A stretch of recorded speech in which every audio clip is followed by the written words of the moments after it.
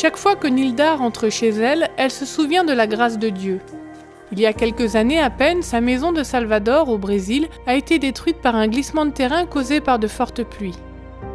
Ce n'était pas la première fois que son monde s'écroulait. Quand Nilda a donné naissance à son fils, Nathan, son mari l'a quitté. Nathan, à sa naissance, était atteint d'autisme et souffrait de paralysie cérébrale, ce qui fait qu'il est difficile de l'élever comme mère célibataire. Elle n'avait pas suffisamment d'argent parce que ce dont elle disposait lui servait à payer les frais médicaux et les traitements de son fils. Après le glissement de terrain, Nilda n'avait plus d'argent pour reconstruire sa maison. Sa foi en Dieu s'est effondrée lorsqu'elle est tombée dans une profonde dépression. Mais alors un membre de l'église a entendu ce qui était arrivé à la maison de Nilda et a lancé un appel à l'église lors d'une réunion.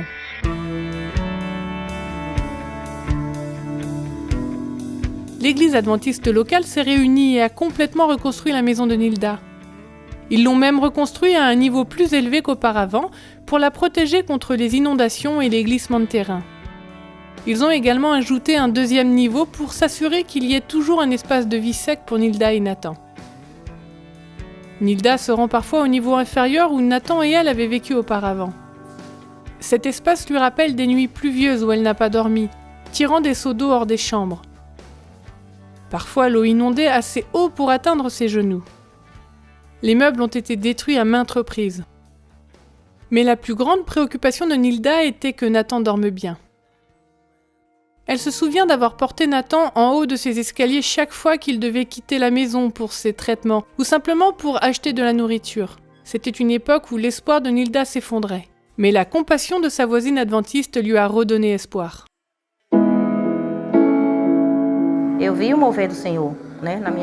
J'ai vu comment ces adventistes ont transformé nos vies, combien fut grande leur compassion pour mon fils et moi-même. J'ai vu qu'ils ont fait ce que Dieu leur enseigne, c'est-à-dire aimer leur prochain. Aujourd'hui, si je vois une personne dans le besoin, je prendrai le temps de l'aider aussi. C'est l'amour que le Seigneur veut que nous exercions. Ils m'ont rendue très heureuse.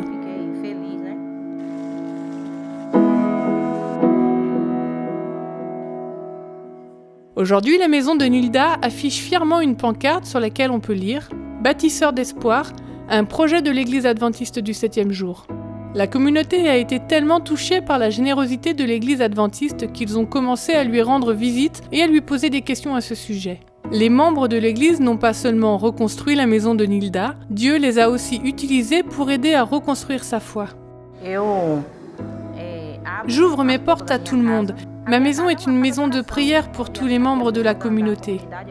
Les gens viennent ici pour adorer et chanter. J'essaie de transmettre aux autres les changements apportés dans ma vie. L'amour et la compassion dont nous avons besoin les uns pour les autres.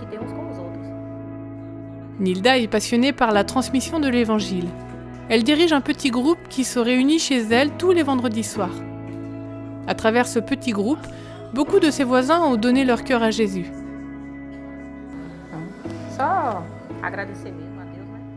Je veux juste remercier Dieu pour ce qu'il a fait dans ma vie et dans la vie de mes enfants.